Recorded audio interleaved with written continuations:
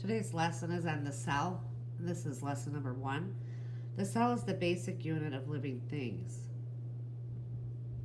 So let's talk about living and non-living things. What makes them different? How do you know that something is living?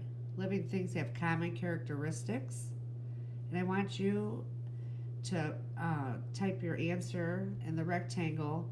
What living things have in common with each other, and what their common needs are. Okay, so we're going to do a little demonstration here. Does a candle show signs of life? You're going to need a small candle and a holder, matches, or a lighter. Preferably, you have your parent do this if you're doing this at home. Carefully light one candle. Sit quietly and observe the candle. Note its behavior. What does the flame do? What happens to the wax? So I lit this candle. I just want you to look at it for a little bit. And how do you know if this candle is alive or if it's non-living? It has some characteristics. What's that flame doing? It's moving. So does that make it alive? What makes things living versus non-living? And the wax is dripping down. I don't know if you can see that. So you don't really need to get a candle. You can just use that to answer this. What do you think? How does a lit candle seem alive? How do you know for sure that it is not? Okay, so characteristics of life. Living things have these characteristics.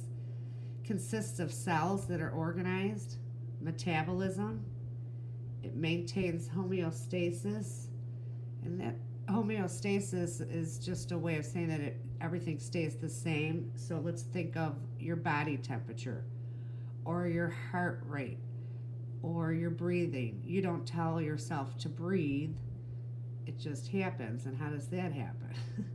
The ability to develop and grow, the ability to respond to the environment, and it produces offspring.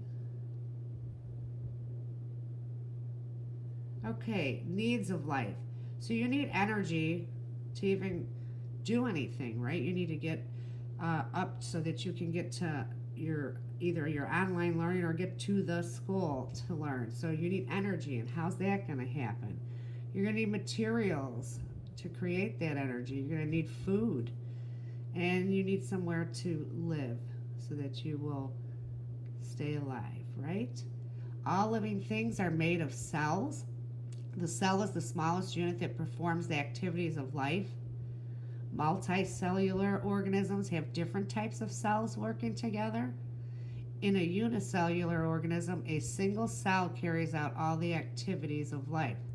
So I want you to look at the word multicellular. So multiply. So remember it that way. That's more than one. And in a unicellular, think of a unicycle, which is a bike with one wheel.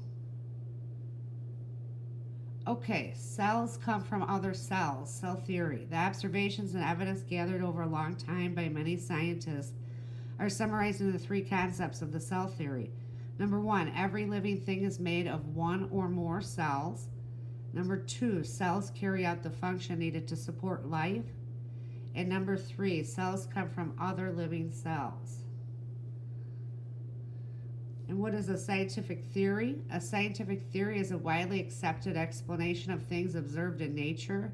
A theory must be supported by evidence, including experimental evidence and observations.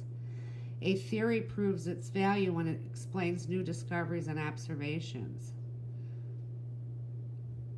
Okay, so we're going to talk about somebody very important. Louis Pasteur was a French scientist that shows how an understanding of cell theory can have practical uses. He lived in the 1800s when there was no mechanical refrigeration in homes. So it wasn't like he had a refrigerator that he could put his food in. It was plugged into the wall. So they used ice, or they just cooked when it was ready. People were used to having food spoil, like milk going sour. Pasteur's work showed that microscopic organisms were involved both in the spoilage of food and in disease. Pasteur observed that milk that turned sour contained large numbers of tiny single-celled organisms called bacteria.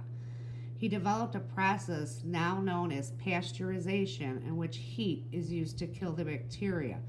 So I want you to look at the word pasteurization, Pasteur, and that's his last name. Okay, and here's one of Louis Pasteur's experiments. Pasteur's experiments show that bacteria are present in the air. They do not appear spontaneously. So he took some broth and boiled it and destroyed any living bacteria.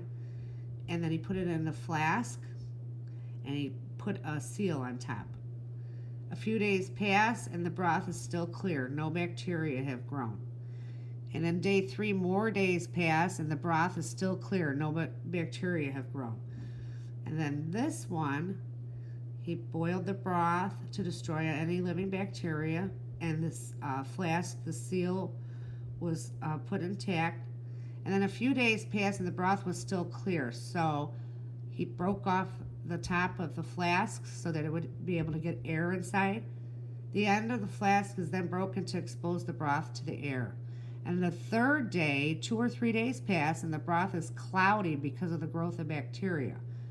So we've been working on experiments and we've been talking about independent and dependent variable. So the independent variable in this experiment, what changed was that one flask was sealed and the other one was broken.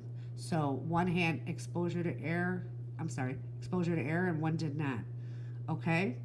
And then the dependent variable, what are we measuring? We're measuring bacteria. Is there any bacteria in the one versus the other? Okay?